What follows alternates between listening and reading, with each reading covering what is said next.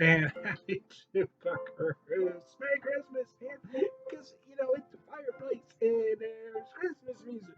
That makes it Christmas, man. So, anyway, found a new liquor store. Now, they don't have quite the selection as my other two that I have in town. What was I called again? Bottom shelf. Bottom, you lost it, man. They're called the bottom shelf. Which makes you think it would be more lower end stuff, but it's not. But they are locally owned, which I like. Again, they don't have as big a selection as my other two guys that I buy stuff from. Did I get that? I can't get quite high enough for you to see that there. I should have figured that out before I started. Yeah, you probably should have, Tom. Thanks for getting your shit together, my man. That's not going to hold that. I could tell. It's going to get ugly, ugly, ugly. We're just going to wing her. We're just gonna wing it, man. So, anyways, back in August, I bought a bottle of this to take home when we were in St. Louis. It wasn't in my neck of the woods yet, but now it is. I finished that bottle. I hadn't got around to buying another one because, well, I've had it before, so I like to buy stuff I haven't had. This runs 30. It ran 38 in St. Louis. It runs 38 in my market here. 37.99 just about everywhere. I've had some people tell me they're picking it up for 28 bucks. That's just craziness. If you could buy it for that, buy a case. But I did find it at the store. I just found today. My wife had found it the other day and just told me about it. But anyways, it was 30 and change, so it's under $31 for this, and I think that's a freaking steal, man.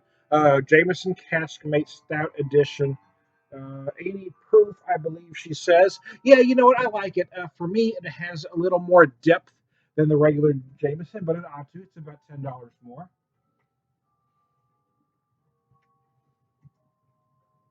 And I've done a video for it, but I'm going to give you some tasty notes anyway. What the hell?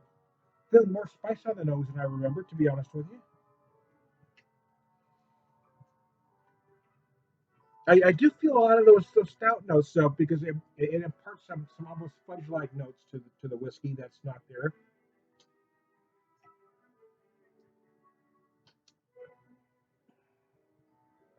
Regular Jameson is nice. Most people tend to use it as a cocktail whiskey, although I think it's okay to drink neat. But this version, I really recommend drinking neat or drink on the rocks. I don't recommend cocktailing it because I think it's just too developed, it's too nuanced, and I think you're wasting it if you're cocktailing it. Other than I might make a version of a Manhattan using it. Uh, but other than that, I don't think, I mean, I wouldn't put soda in it. I think that'd be sacrilegious. It would be for me anyway. I am pairing it with the incredible Mother's Foggy Notion.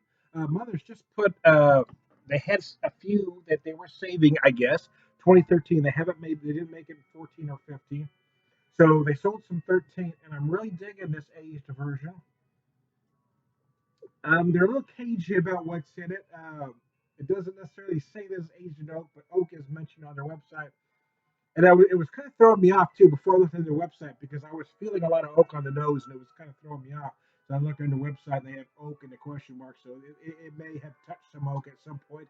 It may not have been Asian oak barrels. Maybe they tossed some oak staves in.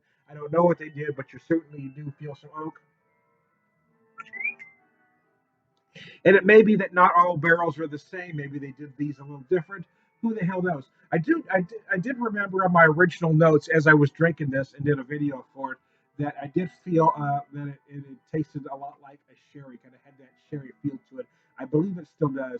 They don't mention any fruity esters on their website, but I do feel a lot of fruit involved here.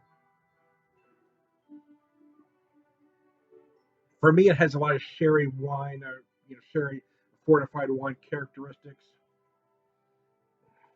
and it pairs just freaking beautifully with the Jameson Caskmates because this is a little sweet, and I've noticed I didn't remember it before, but this feels it has some spice. It kind of they kind of help each other out a little bit.